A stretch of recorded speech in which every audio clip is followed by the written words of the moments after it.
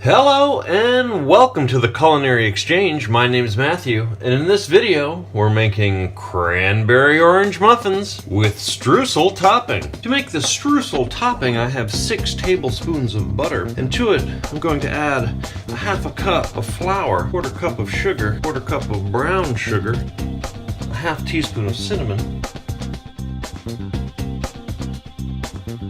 In the bowl of my food processor, I have 2.5 cups of flour and 1 stick of very cold butter, which I've cubed. I'm going to pulse this until it's sandy in texture. To the butter and flour, I'm going to add a quarter teaspoon of salt, 2 teaspoons of baking powder, a half teaspoon of baking soda, 1 cup of sugar, a half teaspoon of cinnamon, and a tablespoon of orange zest.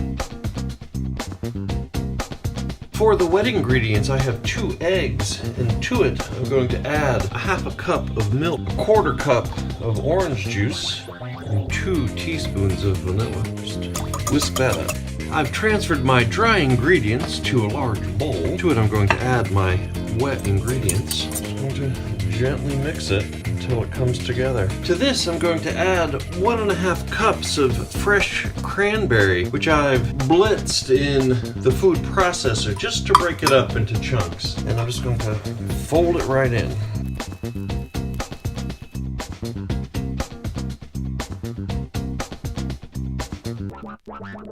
And these are ready to bake.